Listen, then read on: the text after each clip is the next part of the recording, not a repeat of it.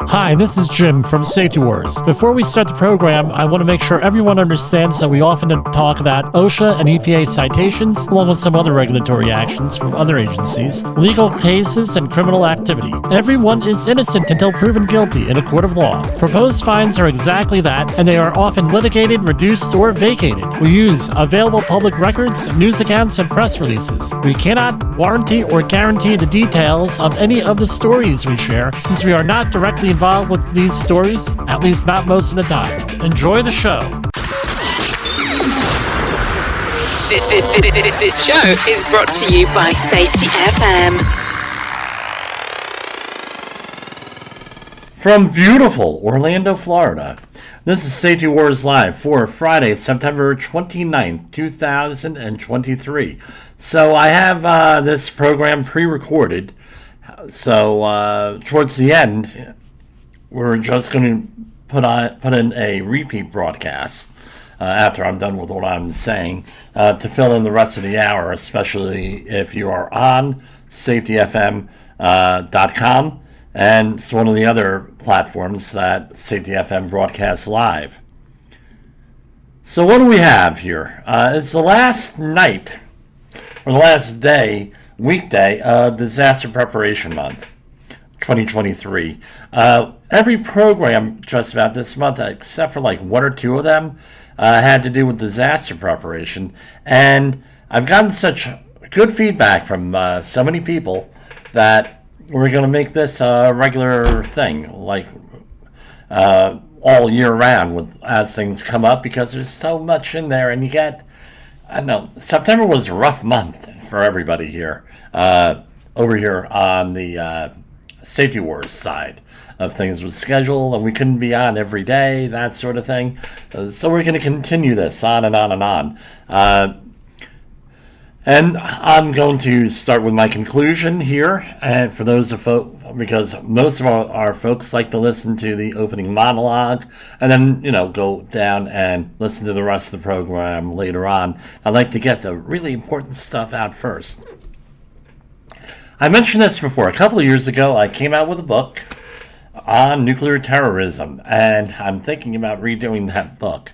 They're at least releasing the information. Originally, it was written in 2008.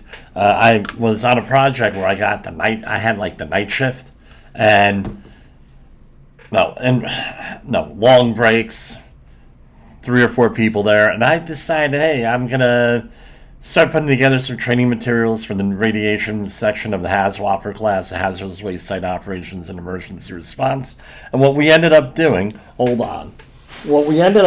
was, I said, this could be a book. So eventually in 2012, I published it with things, with everything going on there. And I sold a couple hundred copies. It's not that it did horrible. It did better than I thought, but better than most people thought. But I would do it differently today, a lot differently, especially now that we have a platform here on Safety FM and on one of the many platforms we're on here. Anyway, we've had a lot of stuff happen here in the last couple of years. People are at each other's throats, and it's not a good thing. And this was what I wrote in 2008, I think 2012 maybe, here. We have these economic, let's see. It's likely that the contents of this book, the book that I was just telling you, will cause mixed feelings ranging from denial and disillusionment to my hope, empowerment. I hope that I've inspired and empowerment not only in disaster management, but in all aspects of your own life. Past 3 years have been rough on the nation. Again, right here, this is today, I could say that. Today, it's been rough. All right. So, again, from 2008, we have economic problems and disillusionment with the political situation, politicians and political parties, and the rise of radical groups and other challenges. Insights that were once called conspiracy theories have now been found to be facts and mainstream because researchers and government whistleblowers go and they've been releasing information. It started, I think, with WikiLeaks back in the early 2010s and Julian Assange. and that hasn't been sorted out yet. And all different types of stuff came on here. With the pandemic, all different weird relationships. Will we ever get down to the bottom of everything? I don't know, but does it really matter that we get to the bottom of everything with the pandemic at this point? It's tearing us apart here. But no, that's not something that we can always worry about, right? We can't do anything with what law enforcement does. Politicians, I mean, when we have such low voting rates in the United States, as opposed to some of the other countries, it's very difficult to get people to change. So one of the solutions is the ballot box, but we don't really exercise that in the United States. And we have the deep state, what they call, where everyday the government activities is along the same lines that they're not going to change. Politicians change. People who are embedded, the appointees and everything else. I know I had some conversations this week on regulators with some folks at the conference, the Conklin Conference, which we're going to talk about. And they're, a lot of this stuff on human and organizational performance is new to them, just like it is new to me and everybody else. And there's some resistance against that inside government, and whether it's the state agencies, the safety agencies, environmental agencies, what have you, all up and down. So I can't do anything about what the politicians or any of these other people are doing. I can do what I can handle what I can do. I can try to control my emotions. And what we learned this week, one of the things is that emotions are biochemical, extremely difficult to control. That's why when you tell people to calm down, normally it does not work for them. Now, you're not going to be successful. So worry about what you're going to do. Worry about your own mindset, how you think. You got to change your mindset here. We've gone from this, well, you know what, we got to manage things and manage hazards and manage things in our lives, get along with people, to I can't trust anybody. Right? That's part of leadership, is optimism, and we're talking optimism not only, hey, we're looking good for the future, but also optimistic about your fellow employee, your fellow coworker, family member, neighbor, what have you. What can you do? A lot of things you could do out there. You could become a disaster preparation expert. Don't go off the deep end here.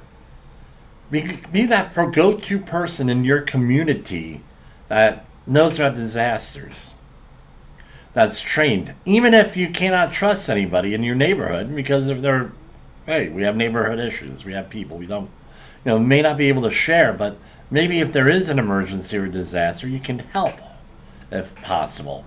It's about community, creating connections, getting along, empathy. Don't have to agree with everybody, but you need to have empathy, forgiveness, all of that stuff that goes in there.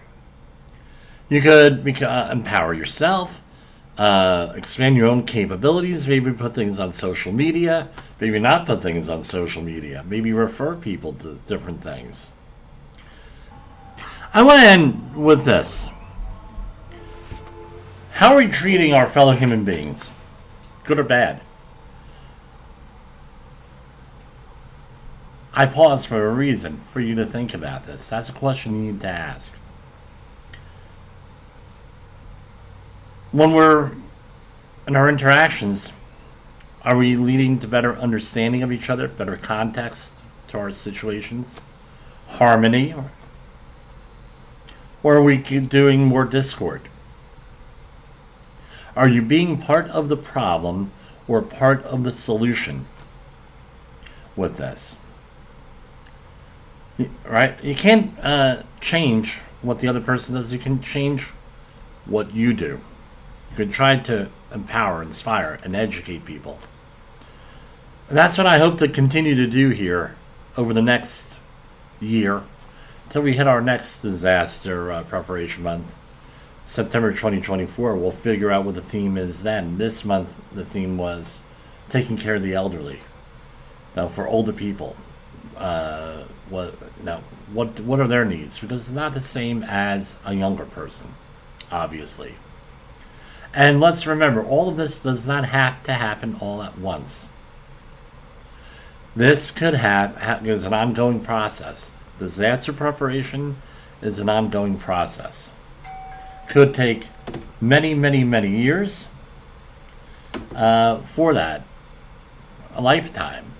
But what are you doing? You're building capacity into your system. That's what you're doing. That's what all this is. You're building capacity. You're building safety, meaning capacity, and resilience, meaning your ability to do stuff, to adapt, to rise in the moment, to protect. That's what we're doing here. We're building capacity. And anything that you do to prepare for disaster will include your capacity, your capability. Today in New York City, there were massive floods. I was talking to a couple of colleagues. They ended up having to cancel work in Brooklyn because their job site got flooded out. There was a threat of a massive, really massive flood at one of them.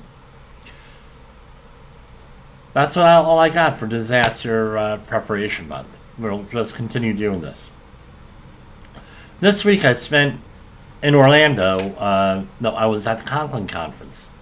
We were talking about human and organizational performance.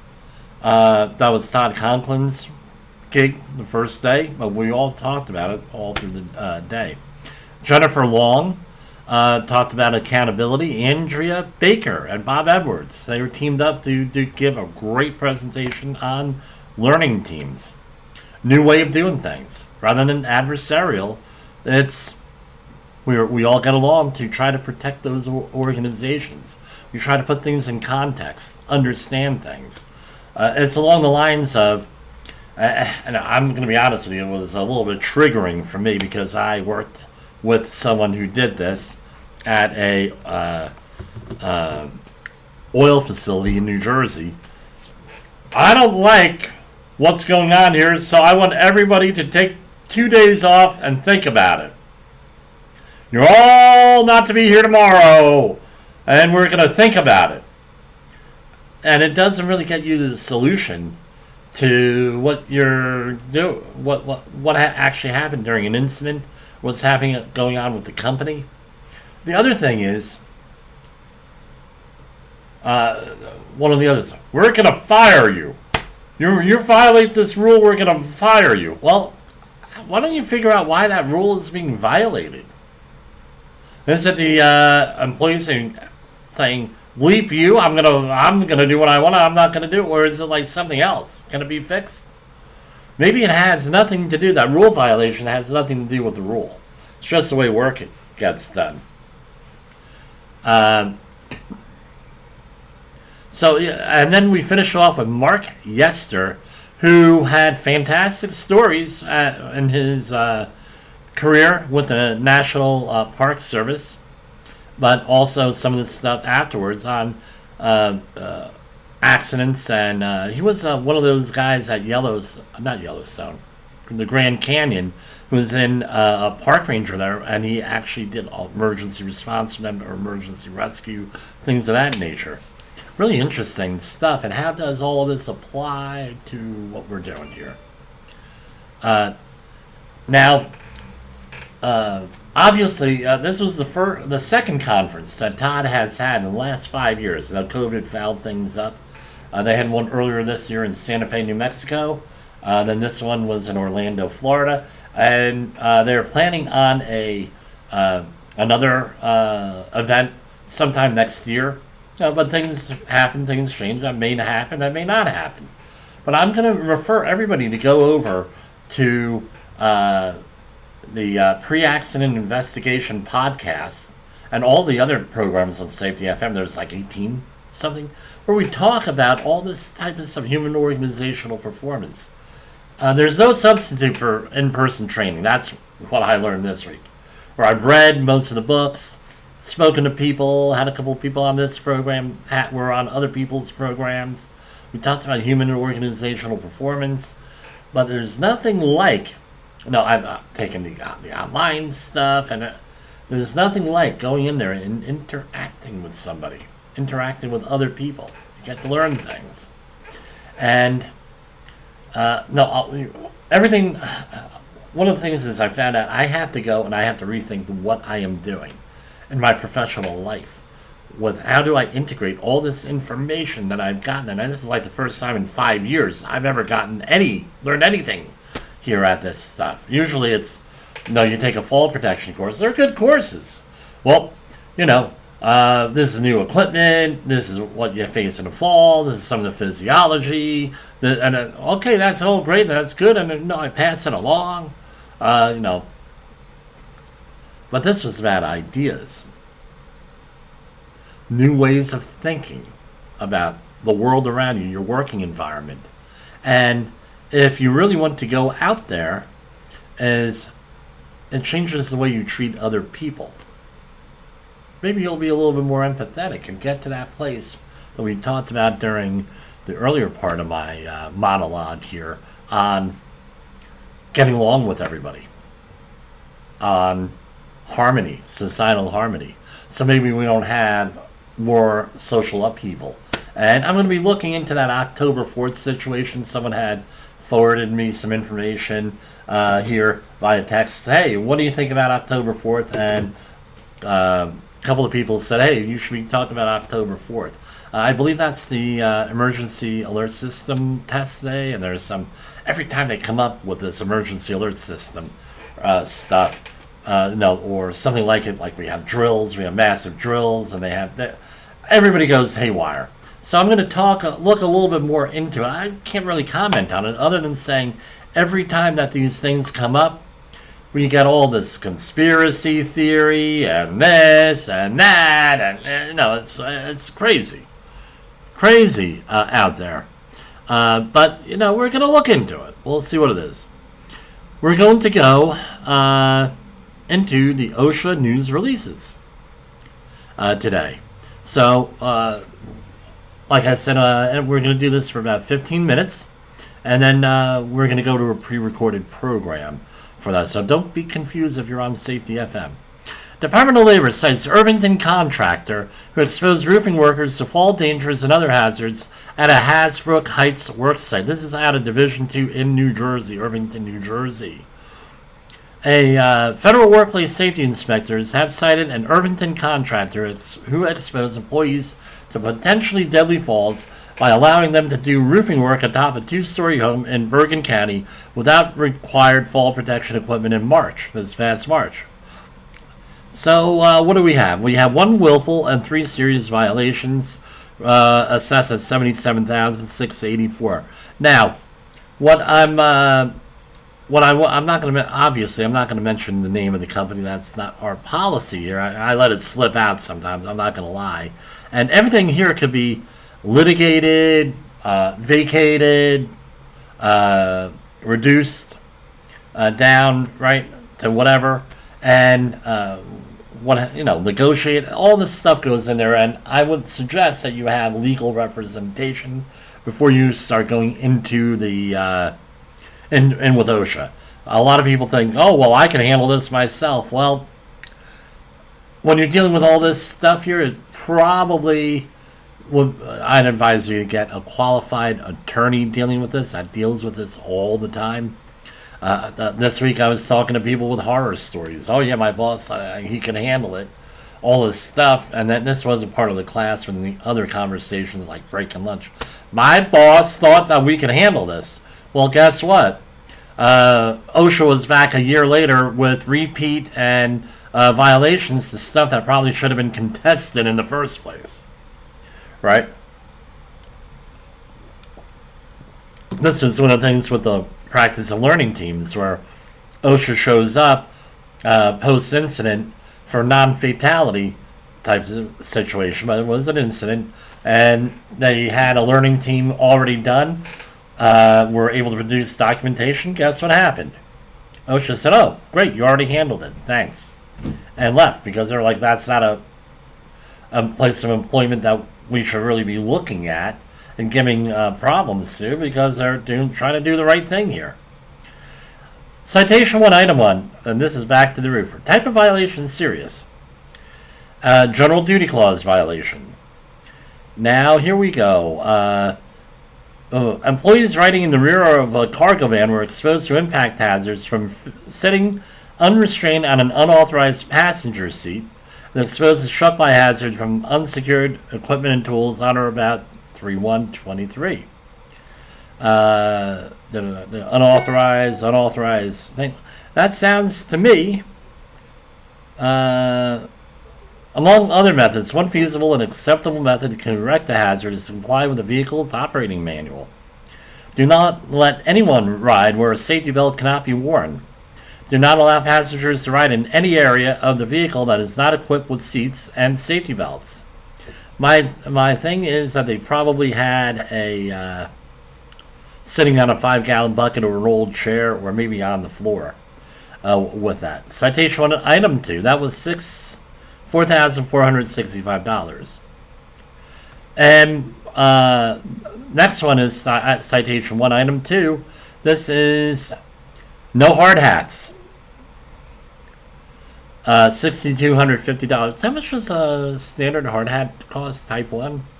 Not much. A hell of a lot less than $6,200. And these are all proposed fines here. Citation 1, Item 3. The ladders are set up improperly, where you have to have 3 foot or more above the landing surface on an extension ladder, right? So 3 feet or above it has got to be secured. Got so $4,465. And the last one, willful serious. For $62,504, you can tell this is a small company because if it was not, this would probably be the maximum $157,000 here. No fall protection on 6 feet or above. All of this easily fixed, easily abated, easily what have you. Here we have one out of Key Largo Marine. There's a Key Largo Marine Construction Company out of Key Largo, Florida. Proposed fines and penalties, $92 and $191. So this could be either, let's see what kind, if they did it under the construction standard or another standard. Here. Construction, because it's marine construction. OSHA will cite you based on what kind of work you're doing, whether it's a construction, shipyard, general industry, etc., not based on where you are. So I had this conversation with a customer last week. Hey, Jim, I'm interested in that maritime training, marine training. Well, really, it's 1919, 1970, 1915 training. All right, you can look that up. And it really isn't anything different than construction outreach training with a maritime bent on it. They're really not going to be learning anything on that. So that's basically it. 29 CFR 1926-106. No life jackets. Almost $11,000. Citation 1, Item 1B. Unguarded decks of barges without life jackets. Right? Nothing on there. 0. Citation 1, Item 2. Life-saving skiff was not immediately available at locations where employees were working over or adjacent to water. That's almost $11,000. And employer did not comply with operational functions of equipment. What is that?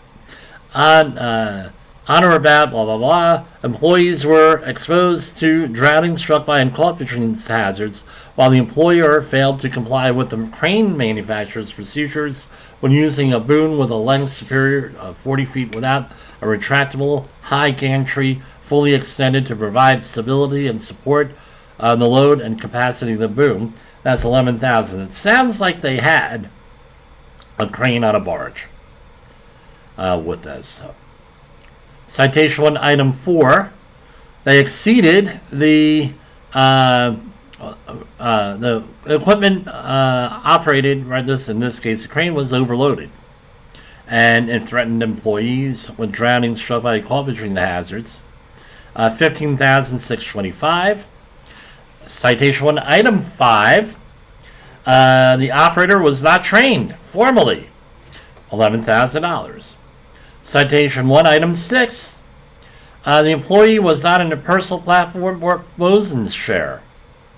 An employee was exposed to fall and drowning hazards while riding the load that was attached to the bottom of the crane during pile driving operations. $11,000.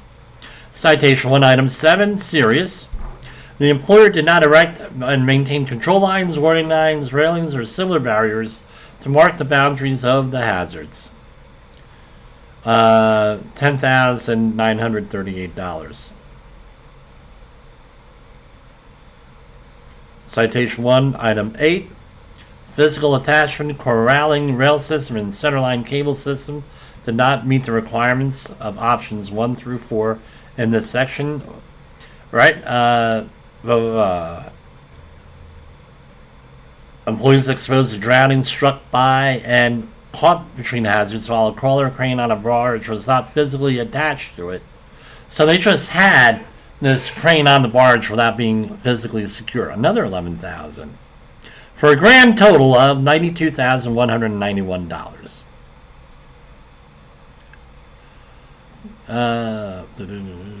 We'll save that was here. Let's pick out a story here. We don't need that. We won't cover that.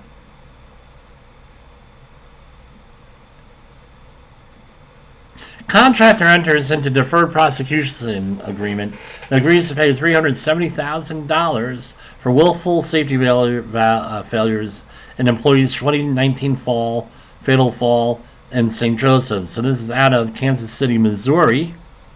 Under the deferred prosecution agreement, this is from a contractor. And they entered into a deferred prosecution agreement and agreed to pay $370,000 plus in criminal and civil penalties to avoid federal prosecution on one count of ignoring federal safety regulations that resulted in a worker fatality in 2019. Now this doesn't happen very often here, where OSHA made a criminal referral. Here, that it happens, but it's not very often here, like 10 times a year. Under the deferred prosecution agreement filed in the U.S. District Court for the Western District of Missouri, the company must pay a monetary penalty to the U.S. Treasury of $175,000 and an OSHA penalty of $195,000. The resolution of this case sends a strong message that OSHA will hold employers accountable for willful violations of federal safety regulations that seriously or fatally injure the workers. Explained OSHA Regional Administrator Billy Kaiser in Kansas City, Missouri. Each year, too many workers lose their lives in falls, the leading cause of workplace deaths in the construction industry, because employers fail to provide fall protection. And this is a tankie, what we call tankies in the business, meaning tank contractors. They build above ground storage tanks. OSHA, the U.S. Department of Labor finds Augusta battery manufacturer, that's Augusta, Georgia, a manufacturer of exposing employees to unsafe lead levels and other hazards. I have the citation right here.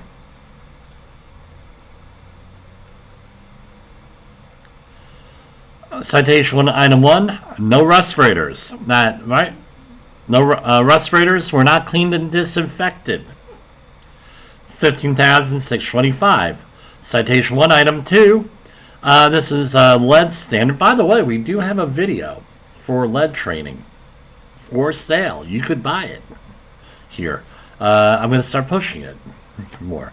Employees are exposed to lead at concentrations greater than 50 micrograms per cubic meter of air, averaged over an 8-hour period, which means that somebody Probably OSHA did air monitoring, right, on this. Again, my thinking is that they thought they could handle this internally, right? And they couldn't. 11,162. Citation 2, item 1, a repeat. And, again, the employees were exposed to lead without, and the employee knew it, above the PEL, the employers knew it, and did not implement engineering and work practice controls, including administrative controls. And total that fine for that was $111,000. Citation 2, item 2, housekeeping for lead. That's a repeat, 22,320. Again, that's what it is. So we'll be back on the 2nd, and we'll be talking about October the 4th. We may get a broadcast in this weekend. I don't know.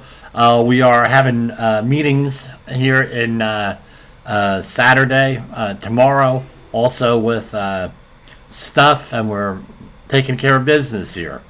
So for Safety Wars, this is Jim Posel, and you're going to have a repeat program here coming up next.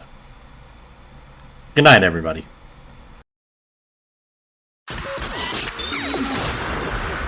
This show is brought to you by Safety FM.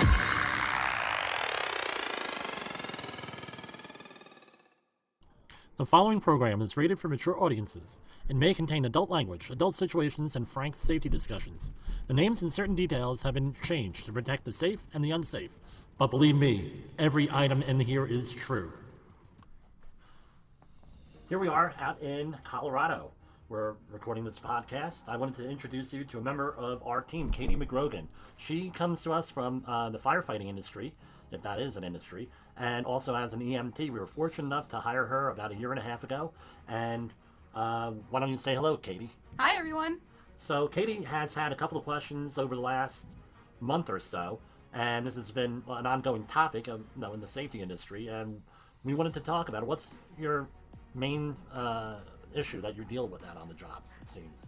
Well, I guess it would have to do with the people. Sometimes the leadership on sites, they're a little bit deceptive and devious, and they have this great charismatic personality, and they're people pleasers, but there's something underneath that just isn't truthful. What would you call that type of person? A psychopath. So, by special request, today on Safety Wars, psychopaths in the workplace. Let me start out with a little disclaimer here. I'm not a psychologist. I don't play one on TV or the radio. I'm just a guy on the internet that has been a magnet for psychopaths and has to deal with them for his entire life. Diagnosing and treating psychopathy takes time and treatment by professionals. If you think you are one, get help. If you think you've been victimized by them, then you definitely probably need help. First of all, let's define psychopathy or sociopathy. It is defined by the NIH as a neuropsychiatric disorder marked by deficient emotional responses, lack of empathy, and poor behavioral controls, commonly resulting in persistent antisocial deviance and criminal behavior in some cases. Many years ago, I got out of a work situation where the people in charge probably met all of these definitions, at least at work.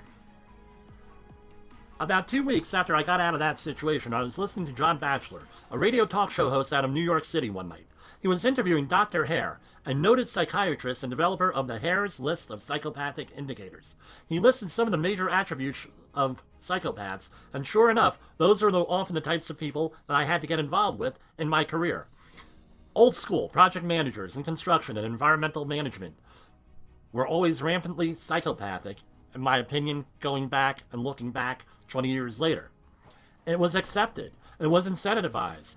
Unlike today, we have a better understanding today of these individuals, and companies are better able to usually manage them, especially the larger ones. The question is, what's a good indicator of a psychopath? Here's a good one for you. When there is a catastrophic injury, loss, or a fatality, and the person says, shit happens, or it was just their time. They give what we used to call crocodile tears, and then, a week or two later, we're back to business as usual. I recently heard a good one. I don't give a shit if the person takes a header off the bridge. I need to get the job done, on time and within budget. First of all, why do companies hire psychopaths? There's a lot of answers. Personal affiliation, family members, any of those. But an easy answer is they get the job done. Often the big producers in a company or organization are psychopaths, especially if a company is looking at short-term profits. Often they leave the company or the project they are working on well before it ends, or before negative consequences come to complete fruition. So your companies with high turnover rates may be a good environment for the psychopaths to flourish. And when I see a company with high turnaround, I know that there's usually an issue there. Some of the attributes that make them desirable. During job interviews, they appear to be easygoing, friendly, and easy to get along with. They have a superficial charm. Basically, all the positive traits that you're looking for, they seem to have, because they're the master manipulators. Why are they promoted in an organization? They're normally cool under pressure because they have very little empathy. They're polished. They dress well. They have charm. They are able to make snap decisions, period. They don't worry about emotional consequences. They're able to get those decisions made. So the lack of empathy seems to coincide with some of these positive, and I use air quotes, attributes. Often they know how to manipulate a system and bully people, sometimes without the person actually know that they're being bullied. See our previous episode on gaslighting in episode 8. They create confusion to advance themselves. What do we call them? The problem, the reaction, and the solution. They identify the problem, control the response, and of course, they have all the solutions. They are able to impress people, especially those in positions of power. So they're the ones who always make the meetings, who always are visible, that are there.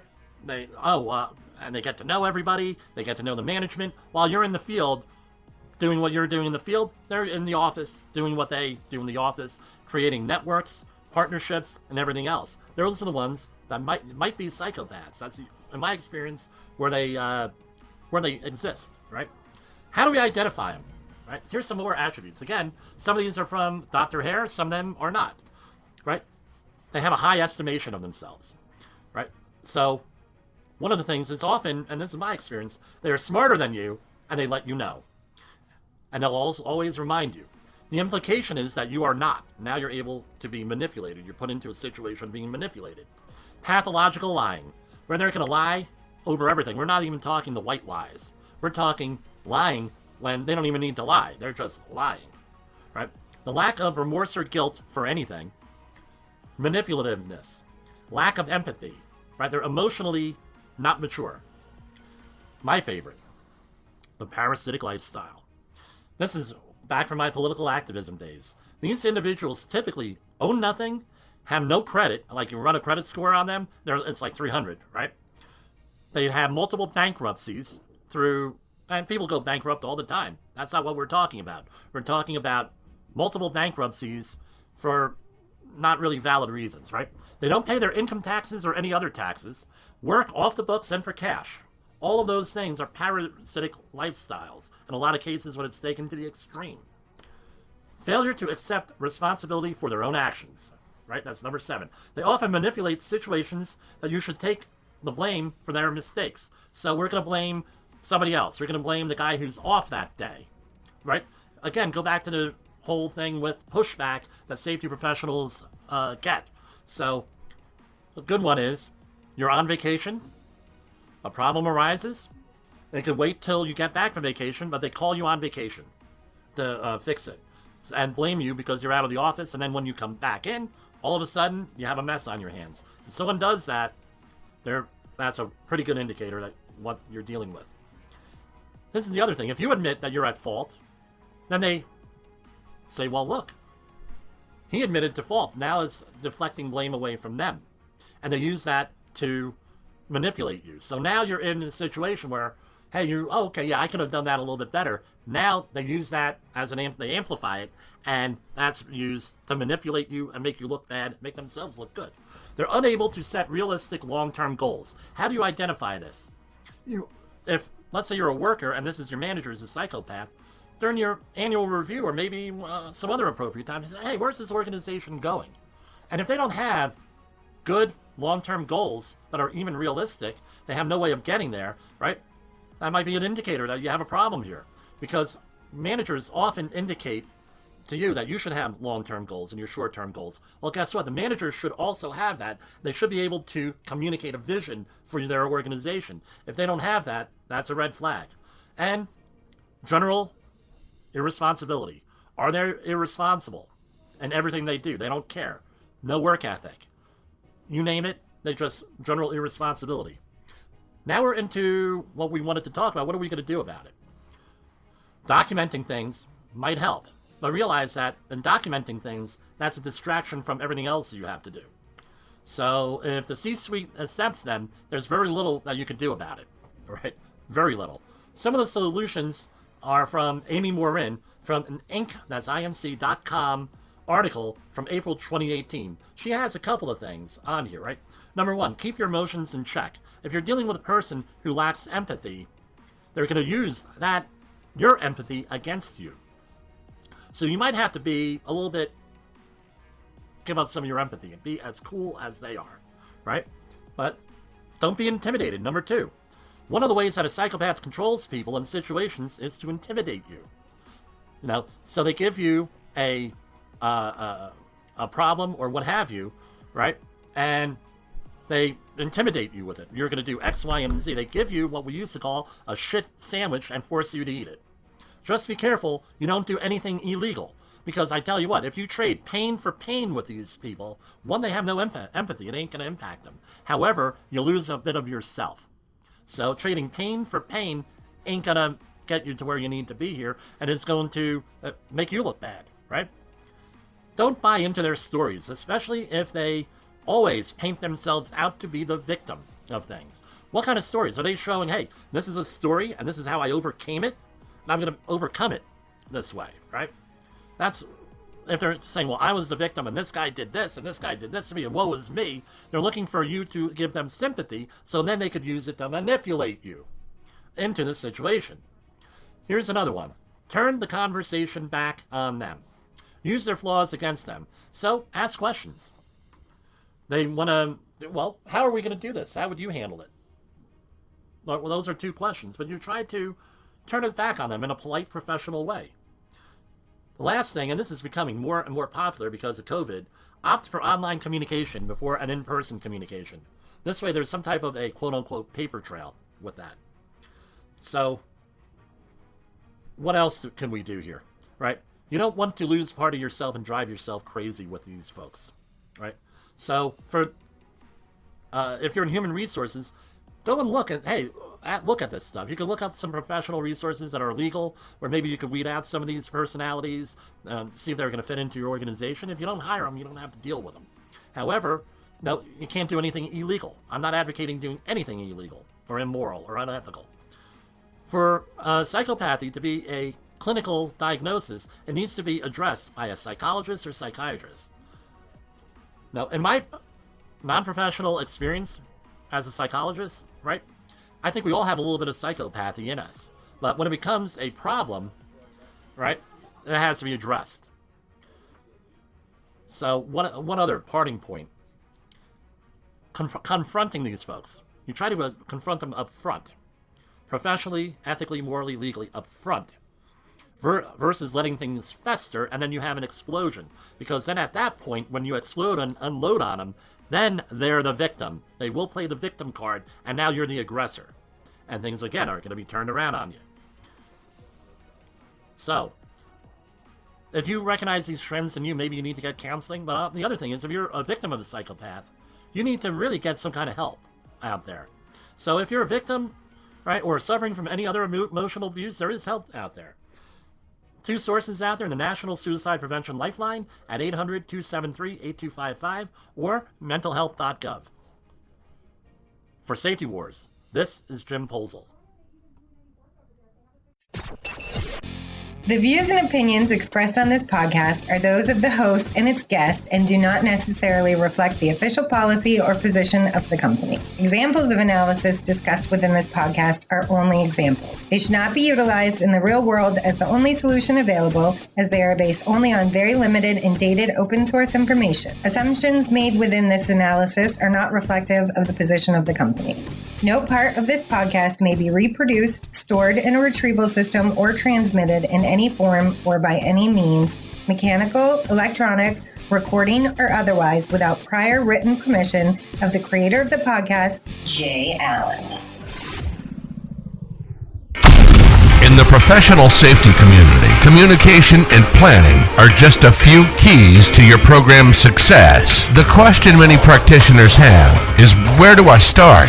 Dr. Jay Allen, the creator of the Safety FM platform and host of the Rated R Safety Show, has built a global foundation to help you along the way. Go to safetyfm.com and listen to some of the industry's best and most involved professionals, including Blaine Hoffman with the Safety Pro, Sam Goodman with the Hop Nerd, Sheldon Primus with the Safety Consultant, Jim Pozell with Safety Wars, Emily Elrod with Unapologetically Bold, and many others.